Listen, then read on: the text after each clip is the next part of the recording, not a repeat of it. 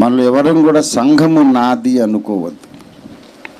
అది నీ ఫెయిలియర్, నీ పతనానికి అది మొదటి మెట్టు. సంఘము నాది కాదు, సంఘము దేవునిది. దేవునికి స్తోత్రం కలుగును గాక. రక్తం ఇచ్చి ప్రాణము ధారపోసి నేను కొన్నాను సంఘాన్ని, ఆయన కొన్నాడు. దేవునికి స్తోత్రం కలుగును గాక. సంఘం నీది కాదు, నాది కాదు, ఎవరిది కాదు, సంఘం యేసయ్యది. దేవునికి స్తోత్రం కలుగును గాక. నువ్వు కట్టుకున్న ఒక్క సంఘానికి లిమిట్ కావద్దు. మీలో ప్రతి ఒక్కొక్కడిలో 1000 సంఘాలు కట్టే పొటెన్షియల్ ఉన్నది. Don't limit your self.